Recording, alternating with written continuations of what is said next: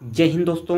आप सभी का अपने YouTube channel ASK teaching temple में स्वागत है। आज की इस वीडियो थ्रू हम लोग सॉल्व करने वाले हैं दोस्तों उत्तर प्रदेश लोक सेवा आयोग राज्य की इंटर कॉलेज प्रवक्ता परीक्षा जो GIC की परीक्षा हुई दोस्तों 2015 में। इसके हम PYQ को यानी प्रीवियस ईयर क्वेश्चन पेपर को सॉल्व करेंगे। आज का यह सेशन बेहद ही महत्वपूर्ण होने वाला है, तो आप सभी मित्र वीडियो के लास्ट तक बने रहेंगे। इसका पूरा डिटेल एनालिसिस करेंगे, व्याख्या सहित हल प्रश्न पत्र को देखने वाले हैं, तो आप सभी वीडियो के लास्ट तक बने रहिएगा। आइए आज की सेशन को स्टार्ट करते हैं।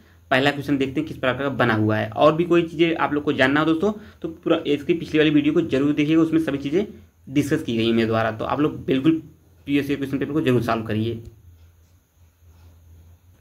पहला क्वेश्चन बनेगा दोस्तों, यूनियन बजट 2016-17 में प्रस्तावित किसान कल्याण उपकर को निम्नलिखित में से किसके साथ संहित किया गया था? नियम कर, सेवा कर, केंद्रीय उत्पाद शुल्क, पेट्रोलियम पदार्थों पर उत्पाद शुल्क। राइट आंसर हो जाएगा दोस्तों आपका बी। जो अति महत्वपूर्ण प्रश्न होंगे दोस्तों उस पर हम डिटेल एनालिसिस किया जाएगा, और जो इजी जो सरल क्वेश्चन होंगे उस पर हम लोग केवल तथ्यों को समझेंगे और उसका आंसर समझकर आगे हम लोग बढ़ जाएंगे, ताकि आप लोग का एक शार्ट नोट्स तैयार हो सके और एग्जाम टाइम आपका बेहतर रिवीजन हो सके तथ्यों के माध्यम से। तो आइए आगे बढ़ जाते हैं, दूसरा क्वेश्चन देखते हैं। आप सभी ने वीडियो के लास्ट तक बने रहिएगा और आइए देखते हैं आगे। सेकेंड क्वेश्चन है दोस्तों, भारत में छठी आर्थिक जनगणना किस वर्ष में पूर्ण हुई थी दोस्तों? तो इसका राइट आंसर है आपका 2013-14 में। आइए इससे संबंधित जो तथ्य बनते हैं उसको मेंशन करते हुए चलेंगे अपने शार्ट नोट्स में। आर्थिक जनगणना के आंकड़े भारत सरकार के केंद्रीय सांख्यिकी और कार्यक्रम कार्यान्वयन मंत्रालय द्वारा जारी किए जाते हैं, ये भी पूछा गया है। देश के सभी राज्यों तथा केंद्र शासित प्रदेशों में जो छठी आर्थिक गणना जनवरी 2013 से अप्रैल 2014 के दौरान की गई थी। और दोस्तों साथ ही साथ दिसंबर 2019 को दिल्ली में 7वीं आर्थिक जो जनगणना हुई थी इसकी शुरुआत की गई थी। दिल्ली आर्थिक जनगणना शुरू करने वाला 26वां राज्य था दोस्तों। ये कुछ इंपॉर्टेंट तथ्य हैं। और साथ ही साथ दोस्तों जबकि 20 राज्यों और 5 केंद्र शासित प्रदेशों में यह कार्य पहले से ही चल रहा है। ये इंपॉर्टेंट तथ्य, हम लोग इंपॉर्टेंट तथ्य को शार्ट नोट्स में अपने मेंशन करते हुए चलेंगे, ताकि आपका एक शार्ट नोट्स तैयार हो सके और एग्जाम टाइम आपका बेहतर रिवीजन हो सके। जो PYQ के माध्यम से हम लोग सॉल्व कर रहे हैं दोस्तों, इसी तरह एनालिसिस किया जाता है, ताकि 2025 में जो प्रश्न यहाँ से बने दोस्तों गलतियाँ होने के चांसेस बहुत ही शून्य हो जाए। तो आइए आगे बढ़ जाते हैं, अगला प्रश्न देखते हैं। आप सभी मित्र बढ़ते रहिए और सॉल्व करते रहिए। आप सभी को आंसर पता हो तो कमेंट में मेंशन करते हुए चलेंगे। 88वें ऑस्कर 2016 में सर्वश्रेष्ठ फिल्म का पुरस्कार दिया गया था किस फिल्म को? स्पॉटलाइट, रूम को, या दी बिग शॉट को, या दी रिवेंट को? तो राइट आंसर दोस्तों स्पॉटलाइट को। आइए आगे इससे संबंधित कुछ तथ्य बनते हैं उसको भी हम लोग देख लेते हैं। जो 24 श्रेणियों में यह प्रदान किया जाता है 88वें ऑस्कर 2016 में सर्वश्रेष्ठ जो फिल्म का पुरस्कार जीता था दोस्तों स्पॉटलाइट प्रदान किया गया था। और जो 94वें यानी 94वें ऑस्कर पुरस्कार 2022 में सर्वश्रेष्ठ फिल्म का पुरस्कार कोड़ा को प्रदान किया गया था। इस प्रकार के ये दोस्तों बन रहे हैं। और साथ ही साथ दोस्तों ये जो फिल्म स्मिथ और सर्वश्रेष्ठ अभिनेत्री का पुरस्कार जेसिका चैस्टेन को प्रदान किया गया था, उस समय का ये करेंट है दोस्तों। आइए आगे बढ़ते हैं, अगला प्रश्न देखते हैं। ये आपके सामने क्वेश्चन है आपका अगला चौथा। भारत के रेल बजट 2016 में घोषित की गई पूरी तरह से 3AC नई ट्रेन का क्या नाम है दोस्तों? चौथे का राइट आंसर आप लोग बताइए कमेंट बॉक्स में। तो इसका राइट आंसर है दोस्तों आपका बी, हम सफ़र है। ये करेंट का क्वेश्चन है, आप सभी तो वीडियो के लास्ट तक बने रहेंगे। 30 महत्वपूर्ण प्रश्न होंगे दोस्तों GS यानी सामान्य अध्ययन के। GIC में जो GIC की परीक्षा हुई है 2015 में, ऑलरेडी दोस्तों जो सब्जेक्ट वाले हैं 60 नंबर के सब्जेक्ट से पूछे जाने थे LT में, उसका भी सॉल्व कराया गया, उसका भी PYQ सॉल्व कराया है प्रीवियस ईयर क्वेश्चन पेपर। आप लोग एक बार चैनल को जरूर विजिट करिएगा ASK टीचिंग टेम्पल को। आपको previous year question paper solve कराया जा रहा है GIC LT के एग्जाम की, तो बिल्कुल आप लोग चैनल को सब्सक्राइब कर लीजिए इस प्रकार के महत्वपूर्ण वीडियो पाने के लिए। और कमेंट जरूर कर दीजिएगा आप लोग अपने इस वीडियो के लास्ट में, ताकि सभी चीज़ें आसानी से समझ में आ सके। आइए आगे बढ़ जाते हैं। निम्नलिखित में से किस देश की संसद विश्व की पहली पूर्णतः सौर ऊर्जा संचालित संसद हुई है? तो बांग्लादेश, चीन है, जर्मनी है, पाकिस्तान है? तो इसका राइट आंसर दोस्तों हो जाएगा पाकिस्तान। यहाँ से इसका जो पाकिस्तान की संसद और ऊर्जा से संचालित होने वाली दुनिया की पहली संसद बन गई है। कौन आपका दोस्तों? डी यानी पाकिस्तान, इस्लामाबाद में स्थित है। इस संसद भवन में चीन के सहयोग से सोलर पैनल का काम पूरा हुआ है। किसके सहयोग से? चीन के। तो ये कुछ इंपॉर्टेंट तथ्य हैं। आइए आगे बढ़ते हैं। और साथ ही दोस्तों एक फैक्ट और देख लेंगे।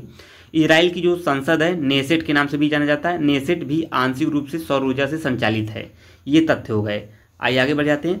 अगला तथ्य हम लोग देखेंगे इस वीडियो के थ्रू। ये सीरीज जो दोस्तों आज की है सीरीज, ये आपकी छठी सीरीज होने वाली है दोस्तों। कौन सी सीरीज? छठवीं होने वाली है। आइए आगे बढ़ते हैं।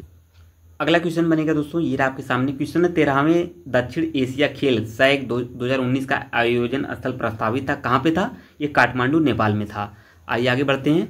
अगला प्रश्न देखते हैं। ये रहा दोस्तों आपका अगला प्रश्न है। क्वेश्चन है आपका, निम्नलिखित में से आम की किस प्रजाति को भारत से निर्यात हेतु सर्वाधिक प्राथमिकता दी जाती है? तो महत्वपूर्ण प्रश्न होगा दोस्तों ये। अल्फांसो आम है। अल्फांसो भारत का सबसे खास किस्म का आम है। इसके अन्य नाम हापुस है जो महाराष्ट्र में है, एवं हापुस कर्नाटक ही है। अल्फांसो आम का सर्वाधिक निर्यात किया जाता है। अगला प्रश्न बनेगा दोस्तों 8वां, निम्नलिखित में से किस फसल से तेल तथा रेशा दोनों ही पर्याप्त मात्रा में प्राप्त होते हैं? महत्वपूर्ण प्रश्न ये भी होगा। सनई है, सरसों है, जूट, अलसी। तो इसका राइट आंसर हो जाएगा दोस्तों डी, आपका अलसी। आइए इससे संबंधित जो भी महत्वपूर्ण फैक्ट बनते हैं अपने शॉर्ट नोट्स में मेंशन कर लेते हैं, ताकि एग्जाम टाइम आपका बेहतर रिवीजन हो सके और जो आते हुए प्रश्न बिल्कुल गलत ना हो एग्जाम में। आइए दोस्तों इस जो ये प्रश्न था इससे संबंधित तथ्यों को हम लोग समझते हैं। भारत में प्रमुख तिलहनी फसलें सरसों हैं, अलसी हैं, सोयाबीन है, मूंगफली हैं। अलसी या तीसी ऐसी तिलहनी फसल है दोस्तों जिसमें प्रचुर मात्रा में तेल एवं रेशा दोनों प्राप्त होते हैं। इसको आप लोग नोट कर लीजिए अपने नोट्स में। और साथ ही साथ दोस्तों सनई एवं जूट रेशेदार पौधे हैं, लेकिन इनमें तेल नहीं प्राप्त होता है। कौन कौन से? सनई और जूट में। ये रेशेदार तो हैं परंतु इसमें तेल प्राप्त नहीं होता है। और दोस्तों आपका क्लास नोट का पीडीएफ और जो इसकी पीडीएफ हुई दोस्तों या क्लास नोट पीडीएफ हुई है, अन्य जो मैटर हैं पढ़ने वाले चीज़ों को आप लोग प्राप्त करना चाहते हो तो बिल्कुल टेलीग्राम को ज्वाइन कर लीजिए। उसका लिंक नीचे डिस्क्रिप्शन में दिया है दोस्तों। टेलीग्राम को आप लोग जरूर ज्वाइन कर लीजिए पीडीएफ पाने के लिए। और टेलीग्राम पे जाकर एएसके टीचिंग टेम्पल सर्च करेंगे तो आपको आसानी से नाम मिल जाएगा, वहाँ से आप लोग ज्वाइन हो जाइएगा। और आइए आगे बढ़ जाते हैं। अगले क्वेश्चन की तरफ हम लोग मूव करेंगे। अगला क्वेश्चन क्या कह रहा है? 9वां, फसलों के निम्नलिखित में से कौन सा युग भारत में कुल दलहन उत्पादन का 75% उत्पादन करता है? जल्दी दोस्तों हम लोग इस सीरीज को भी सॉल्व कर लेंगे। 30 प्रश्न है, आप लोग का सहयोग बना रहेगा तो हम लोग चीज़ों को आसानी से समझते हुए आगे बढ़ते रहेंगे। तो राइट आंसर दोस्तों चना एवं अरहर का। आइए आगे बढ़ते हैं। यहाँ से 10वां प्रश्न देखते हैं। ये करंट का प्रश्न है दोस्तों, 30 नंबर के जीएस से पूछे जाने हैं, जीआईसी में और एलटी में भी दोस्तों आपका 30 नंबर का है। अब ये 2015 वाले में तो 30 नंबर है, लेकिन जो दोस्तों इससे पहले वाली एग्जाम हुआ उसमें आपके 40 नंबर जीआईसी के प्रश्न पूछे जा रहे हैं। तो इस चीज़ को आप लोग बिल्कुल समझते हुए चलेंगे। पिछली वाली वीडियो जरूर देखिएगा, मेरे द्वारा आप लोग को सजेस्ट की जा रही हैं। सभी चीज़ों को पीवाईक्यू में बेहतर ढंग से डिस्कस किया गया, विस्तृत व्याख्या सहित दोस्तों। आइए आगे बढ़ जाते हैं। ब्रह्मोस मिसाइल को संयुक्त रूप से विकसित किया गया किसके द्वारा? भारत और रूस के द्वारा। यहाँ से देख सकते हैं। नेक्स्ट क्वेश्चन क्या बनेगा? 11वां प्रश्न क्या कह रहा है? आइए देख लेते हैं इसे भी। निम्नलिखित में से कौन सा युग्म सही सुमेलित नहीं है? विटामिन है और विटामिन के नाम है दोस्तों, उसमें कौन से विटामिन पाए जाते हैं उनका नाम दिया गया है। तो आपको बताना है। इसमें राइट आंसर है विटामिन बी। इसमें धान की भूसी है, ये सुमेलित नहीं है, बकिया सभी सुमेलित हैं दोस्तों। विटामिन ए गाजर से है, विटामिन ई ताड़ से। यहाँ से देखते हैं। विटामिन ए इसमें गाजर, दूध, मक्खन पाया जाता है। विटामिन ई में हरी पत्तियाँ, अंकुरित गेहूँ और गंडा पाया जाता है। विटामिन डी में कार्ड युक्त तेल, मछली का तेल। विटामिन B6 में दूध, ईस्ट, मांस, सब्जी, दाल में, ये सभी में विटामिन 6 पाया जाता है दोस्तों। और सबसे महत्वपूर्ण तथ्य होगा इस क्वेश्चन का, वो है दोस्तों धान की भूसी के तेल में विटामिन ई प्रचुर मात्रा में पाया जाता है। तो इसे आप लोग नोट में मेंशन कर लेंगे, नोट बना के। अगला क्वेश्चन क्या बनेगा? कीट भक्षी पौधे जिस मृदा में उगते हैं उसमें अल्पता होता है, किसकी कमी होती है दोस्तों? तो इसे आप लोग स्टार कर लेंगे। यह प्रश्न महत्वपूर्ण होगा इस सीरीज का, तो आप लोग बताएंगे कमेंट बॉक्स में इसका आंसर क्या होगा। जिसका आंसर आप सभी दोस्तों को पता हो आप लोग बताते हुए चलेंगे। तो 12वें का राइट आंसर दोस्तों क्या हो जाएगा? 12वें का राइट आंसर है आपका ए, यानी नाइट्रोजन। तो आइए आगे बढ़ जाते हैं। ये पौधे मांसाहारी पादप कहे जाते हैं। ये पौधे ऐसी भूमि में उगते हैं जहां नाइट्रोजन का अभाव रहता है, अथवा ये पौधे भूमि से नाइट्रोजन प्राप्त करने में असमर्थ होते हैं। तो ये कीटभक्षी पौधे नाइट्रोजन की आपूर्ति के लिए कीटों का भक्षण कर लेते हैं। मेघालय में पाए जाने वाला जो घटपड़ली पौधा है ये कीटभक्षी पौधा है। यहाँ से प्रश्न बार बार पूछा गया है, आप लोग एनसीईआरटी पढ़ेंगे तो वहाँ पे ये चीज़ें आपको मेंशन करती हुई दिखेंगी। तो बिल्कुल यहाँ से प्रश्न बना हुआ है। तो ये डायरेक्ट ऑक्सीजन नाइट्रोजन न प्राप्त करके दोस्तों कीटों के माध्यम से नाइट्रोजन प्राप्त करते हैं। तो आप लोग इस चीज़ को बिल्कुल समझते हुए चलेंगे आगे। निम्नलिखित में से कौन सा जीव या कौन सा जैव अणु एक प्रकार का प्रोटीन है? ग्लाइकोजन है, स्टार्च है, क्रिएटिन है, कोलेस्ट्रॉल है। तो आपको बताना है कोलेस्ट्रॉल। तो राइट आंसर दोस्तों सी क्रिएटिन है। यहाँ से प्रश्न बनेंगे, बहुत ही महत्वपूर्ण प्रश्न होगा ये। अब क्यों होगा, जरा सा हम लोग इस पर व्याख्या को हम लोग डिस्कस कर लेते हैं, जो इसके तथ्य बनते हैं उस पर हम लोग डिस्कस कर लेते हैं। क्रिएटिन एक प्रोटीन है दोस्तों, यह एक साधारण प्रोटीन है, प्रोटीन का प्रकार है दोस्तों, जो बालों और नाखूनों में पाया जाता है। क्रिएटिन आपका कहाँ पाया जाता है? बालों और नाखूनों में पाया जाता है। इस तरह के प्रोटीन जलीय अपघटन के बाद अमीनो अम्ल देते हैं। उदाहरण के लिए ग्लोबुलिन ये अंडे में पाया जाता है। अंडे में एल्बुमिन एवं बालों की क्रिएटिन साधारण प्रोटीन का प्रकार है। एक बार पुनः देख लेंगे।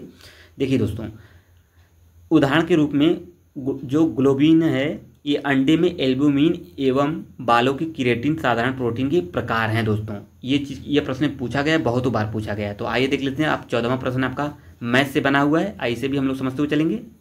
यदि समांतर चतुर्भुज दिया है ABCD में, AB बराबर 12 सेंटीमीटर, BC बराबर 14 सेंटीमीटर, BD बराबर 20 सेंटीमीटर, तो AC का आपका मान निकालना है। ये देखिए आपका बना हुआ है फिगर, इमेज से आप लोग यहाँ से देख सकते हैं। हम जानते हैं कि समांतर जो चतुर्भुज होता है दोस्तों, समांतर चतुर्भुज में पहली रेखा की स्क्वायर प्लस दूसरी रेखा का स्क्वायर हो जाता है। यहाँ D1 का स्क्वायर बटा प्लस D2 का स्क्वायर हाफ बाई 2, तो यहाँ पर 2। तो यहाँ पे देख सकते हैं किस प्रकार सॉल्व किया है। यहाँ से ये चीज़ें प्राप्त हो गई हमें। और लास्ट में दोस्तों इसका आंसर आ गया डी का। D2 बराबर हो जाएगा दोस्तों 2√70 सेंटीमीटर स्क्वायर। इसका राइट आंसर है। आइए आगे बढ़ जाते हैं। अगला क्वेश्चन है, ये आपके सामने क्वेश्चन क्या है दोस्तों, ये प्रश्न है, यहाँ से आप लोग पढ़ सकते हैं। यदि 7 आदमी 5 लड़के एक 68 हेक्टेयर फसल प्लस 18 दिनों में काट सकते हैं, तो 15 आदमी और 5 लड़के 700 हेक्टेयर फसल कितने दिनों में काट पाएंगे? जबकि एक आदमी एक लड़के से 3 गुना अधिक काम कर लेता है। दोस्तों ये वर्क एंड टाइम का प्रश्न है दोस्तों, क्वेश्चन है मैथ का, वर्क एंड टाइम का है। ठीक है, इस चीज़ को आप लोग बताएंगे कितना है। 15 का राइट आंसर दोस्तों हो जाएगा आपका कितना, इसका राइट आंसर हो जाएगा दोस्तों सी, यानी 39 दिन। तो आइए आगे बढ़ते हैं, अगला क्वेश्चन देखते हैं। इसका सैल्यूशन दोस्तों आप लोग देख सकते हैं। एक आदमी बराबर 3 लड़के दिया हुआ है, तो यहाँ से आप लोग इस तरीके से सॉल्व करेंगे। यहाँ सभी इसका फार्मूला भी दिया है, आप लोग यहाँ से सॉल्व कर सकते हैं। आइए आगे बढ़ते हैं। ये रहा इसका 39 दिन, इसका राइट आंसर है। आइए आगे बढ़ते हैं। 16वां प्रश्न आपका मैथ से ही पूछा गया है। यदि व्यंजक दिया गया है, ये व्यंजक रहा, एक पूर्ण घन हो तो यश का मान आपको निकालना है। यहाँ से आप लोग यश का मान निकाल सकते हैं। यश बराबर 6 का मान रखने पर दोस्तों तो आपकी ये सीरीज सॉल्व हो जाएगी। तो 729 संख्या 9 का पूर्ण घन हो जाएगा। तो आइए आगे बढ़ जाते हैं हम लोग 17वां प्रश्न की तरफ मूव करते हैं। अगला क्वेश्चन ये आपके सामने, क्वेश्चन क्या कह रहा है आइए देखते हैं। इसमें से किसने भारत में हो रही मिशनरी गतिविधियों को आत्मघाती एवं शांति के लिए खतरा माना था? ये प्रश्न महत्वपूर्ण है, हिस्ट्री का है। ये लॉर्ड वेलेस्ली है, लॉर्ड डलहौजी है, Lord William Bentinck, Lord Cornwallis है। राइट आंसर है लॉर्ड विलियम बेंटिंग। इससे संबंधित जो भी महत्वपूर्ण तथ्य बनते हैं हम लोग समझते हुए चलेंगे। लॉर्ड विलियम बेंटिंग 1828 से 1835 के बीच में भारत का गवर्नर जनरल रहा था। इसके पूर्व वह मद्रास का गवर्नर जनरल भी रह चुका था। इसने भारत में हो रही ईसाई मिशनरियों के क्रियाकलापों को आत्मघाती एवं शांति के लिए खतरा बताया था। इसके समय की जो महत्वपूर्ण ऐतिहासिक घटना है, जैसे सती प्रथा का अंत, इसे आप लोग नोट करते हुए चलेंगे। 1829 में किया था सती प्रथा का अंत। एंड ठगी प्रथा का अंत बहुत बार पूछा है, 1830 में किया गया था। ये नरबलिका प्रथा का जो समाप्ति किया गया था, महत्वपूर्ण ये भी है। इसके अतिरिक्त कलकत्ता में मेडिकल कॉलेज की स्थापना कब किया गया था? 1935 में। ये तीनों डेट अति महत्वपूर्ण है ऑल कॉम्पिटिटिव एग्जाम के पॉइंट ऑफ व्यू से, चाहे आप जीआईसी की तैयारी कर रहे हैं, पीजीटी ज्योग्राफी की तैयारी कर रहे हो, या टीजीटी या एलटी की, सभी एग्जाम के पॉइंट ऑफ व्यू से अति महत्वपूर्ण होंगे। क्योंकि दोस्तों आपके एएलटी में 30 प्रश्न आपके सामान्य अध्ययन से यानी जीएस से आने हैं 30 प्रश्न, और आपका जीआईसी के 40 प्रश्न आने हैं और सामान्य अध्ययन। और एलटी के लिए जो सब्जेक्ट वाइज परीक्षा है उसमें 60 नंबर के प्रश्न पूछे हैं, उसको भी सॉल्व कराया गया है। चैनल को एक बार जरूर आप लोग विजिट करिए, सभी चीज़ें आपको वहाँ मिल जाएंगी। प्ले लिस्ट बनी हुई है, वहाँ से प्ले लिस्ट में आप लोग सभी चीज़ों को आसानी से सॉल्व करते हुए चलेंगे। तो कमेंट में कर दीजिएगा यह वीडियो कैसा लगा, लाइक शेयर जरूर कर दीजिए अपने मित्र ग्रुप में, ताकि सभी मित्र जुड़कर इस चैनल का लाभ ले सकें। क्योंकि तैयारी बहुत ही शानदार तरीके से कराई जा रही है, जीआईसी हुई, एलटी और टीजीटी पीजीटी की ज्योग्राफी की दोस्तों। और साथ ही साथ दोस्तों यूपीपीएससी असिस्टेंट प्रोफेसर का जो नोटिफिकेशन आउट हो चुका है, इसका फॉर्म 4 तारीख से भरना प्रारंभ हो गया है। तो जो मित्र इसके एलिजिबल हैं वो लोग जरूर इस फॉर्म को भर देंगे। आइए आगे बढ़ेंगे। विश्वविद्यालय की स्थिति पर जांच पड़ताल करने के लिए 1902 में नियुक्त आयोग के अध्यक्ष कौन थे दोस्तों? थॉमस रेलिंग थे। जो वर्ष 1902 में सरकार ने थॉमस रेलिंग की अध्यक्षता में विश्वविद्यालय आयोग का गठन किया गया था। और इस अधिनियम 1904 पारित किया कि इस समय भारत का वायसराय कौन था दोस्तों? लॉर्ड कर्जन था। 1902 में लॉर्ड कर्जन था। और इसकी गुणवत्ता या उसने गुणवत्ता तथा समय भारत का वायसराय था, इसकी गुणवत्ता तथा दक्षता बढ़ाने के नाम पर दोस्तों विश्वविद्यालय पर कड़े नियंत्रण स्थापित किए थे। कौन? आपका लॉर्ड कर्जन। आइए आगे बढ़ जाते हैं, अगला प्रश्न देखते हैं। ये आपके सामने क्वेश्चन है आपका अगला। भारत में अंग्रेजों के शासनकाल में सभी तीनों गोलमेज सम्मेलन आयोजित हुए थे। तो महत्वपूर्ण प्रश्न है दोस्तों, यहाँ से गोलमेज सम्मेलन से प्रश्न बना हुआ है। दिल्ली है, लंदन है, बॉम्बे, कलकत्ता में। तो कहाँ हुआ था दोस्तों? ये कलकत्ता में हुआ था। तो आइए देख लेते हैं तीनों गोलमेज सम्मेलन में किसने भाग लिया था और गांधी जी किस गोलमेज सम्मेलन में भाग लिए थे। तो इससे जो भी तथ्य बनते हैं हम लोग शॉर्ट नोट्स में अपने मेंशन करते हुए चलेंगे। आइए देखते हैं। लंदन में गोलमेज सम्मेलन का आयोजन हुआ था, हमने देख लिया। प्रथम गोलमेज सम्मेलन का आयोजन 12 नवंबर से 1930 से 13 जनवरी 1931 तक चला था। द्वितीय गोलमेज सम्मेलन कब चला? 7 सितंबर 1931 से 1 दिसंबर 1931 तक चला था। जो तृतीय गोलमेज सम्मेलन था दोस्तों, इसका आयोजन 17 नवंबर 32 से 24 दिसंबर 1932 तक चला था। और साथ ही साथ जो महत्वपूर्ण तथ्य बनेगा इस सीरीज का, गांधी जी ने कांग्रेस के प्रतिनिधि के रूप में द्वितीय गोलमेज सम्मेलन में भाग लिया था। प्रथम एवं द्वितीय गोलमेज सम्मेलन में इनके द्वारा बहिष्कार कर दिया गया था। और साथ ही साथ दोस्तों सबसे महत्वपूर्ण प्रश्न बनेगा एक और, आप लोग नोट बना लीजिए, उसको आप लोग नोट कर लीजिए। तीनों गोलमेज सम्मेलन में किसने भाग लिया था दोस्तों? डॉक्टर BR अम्बेडकर के द्वारा तीनों गोलमेज सम्मेलन में भाग लिया गया था। ये दो तथ्य अति महत्वपूर्ण होंगे आज की इस सीरीज के लिए। अगला तथ्य आइए देखते हैं दोस्तों, अगला क्वेश्चन। दिल्ली दरबार में आयोजित हुआ था। तो दिल्ली दरबार आयोजित हुआ था, कब हुआ था? तो 1911 में हुआ था। तो यहाँ से भी प्रश्न बनते हैं, आइए उसे भी समझते हुए चलेंगे। ये सीरीज कैसी लग रही है दोस्तों? आप लोग वीडियो को लाइक जरूर कर दीजिए, कमेंट जरूर करिएगा दोस्तों। आपका कमेंट बेहद ही इंपॉर्टेंट होगा हमारे लिए, क्योंकि आपका कमेंट ही हमें बताएगा कि आप लोग को किस प्रकार चीज़ें समझ में आ रही हैं। कमेंट जरूर करिएगा और वीडियो को लाइक शेयर अपने मित्रों ग्रुप में जरूर कर दीजिएगा। जो मित्र नए चैनल पर वीडियो को वॉच कर रहे हैं, बिल्कुल चैनल को सब्सक्राइब नहीं कर रहे हैं, तो बिल्कुल को चैनल को सब्सक्राइब कर जुड़ जाइए कंप्यूटर एग्जाम की तैयारी करने के लिए। आइए जो मित्र पुराने हैं, जो चैनल से जुड़े हुए हैं, तो वो लोग बिल्कुल चैनल से जुड़कर तैयारी करते रहेंगे। दिल्ली दरबार आयोजित हुआ था कब? 1911 में। 1911 में ब्रिटिश सम्राट जॉर्ज पंचम एवं महारानी मेरी के भारत आगमन पर स्वागत हेतु दिल्ली दरबार आयोजित किया गया था। दिल्ली दरबार के अवसर पर ही 12 दिसंबर 1911 बंगाल विभाजन रद्द करने की घोषणा की गई थी। और ये प्रश्न पूछा गया कब की गई थी? 1911 में की गई थी, दिसंबर 1911। कलकत्ता की जगह नई राजधानी बनाने की घोषणा की गई थी दिल्ली को। ठीक है, आइए आगे बढ़ जाते हैं, अगला प्रश्न देख लेते हैं। अगला 21वां प्रश्न है, क्या कह रहा है 21वां प्रश्न? आइए समझते हैं। नीचे दिए गए कूट से निम्नलिखित देशों की उत्तर से दक्षिण की अवस्थिति का सही अनुक्रम बताना है। इस प्रकार के प्रश्न बहुत बार पूछ रहे हैं, इसका चलन बढ़ गया है एग्जामों में। और यहाँ से प्रश्न इसके पूछने के बाद थोड़े से प्रश्न अटपटे से हो जाते हैं। क्यों हो जाते हैं? आइए देख लेते हैं। डी इसका राइट आंसर है 4 3 2 1। तो आइए इसका सॉल्व कर लेते हैं।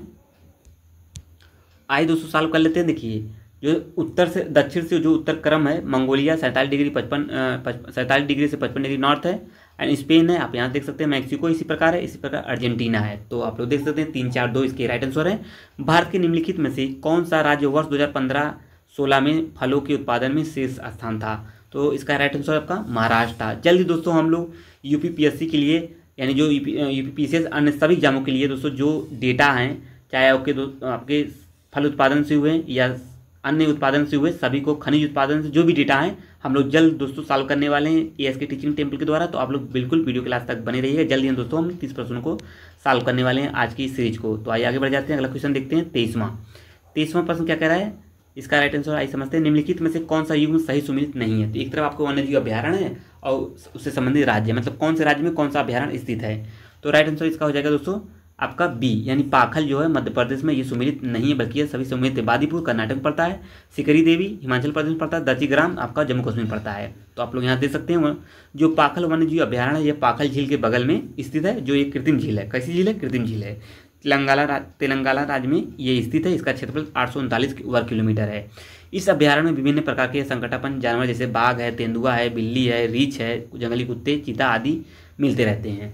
हम लोग जल्दी दोस्तों इस चैनल के द्वारा जो अपडेटेड खनिज डेटा है, सब्जी उत्पादन डेटा है या फल उत्पादन डेटा, इस प्रकार के जो डेटा हैं हम लोग जल्द सॉल्व करने वाले हैं। जो यूपीपीसीएस एग्जाम हुआ, अन्य एग्जामों के पॉइंट ऑफ व्यू से अति महत्वपूर्ण साबित होने वाली है। तो आइए देखते हैं, यहाँ से प्रश्न बनते रहते हैं। 24वां प्रश्न देखते हैं आज की सीरीज का। क्वेश्चन है, जनगणना 2011 के अनुसार भारत के निम्नलिखित में से किस केंद्रशासित प्रदेश में महिला साक्षरता का प्रतिशत सर्वाधिक था? किसमें था? लक्षद्वीप में था। यहाँ से देख सकते हैं लक्षद्वीप में साक्षरता दर सबसे अधिक थी। लक्षद्वीप की जो साक्षरता दर थी 91.8% थी और पुरुष की कितनी थी? 95 थी और महिला की 87 थी। यहाँ से आप लोग देख सकते हैं। अगला क्वेश्चन है, निम्नलिखित में से किस वर्ष में भारत में अंतर्राज्यीय परिषद की स्थापना की गई थी। बहुत ही महत्वपूर्ण प्रश्न है ये दोस्तों।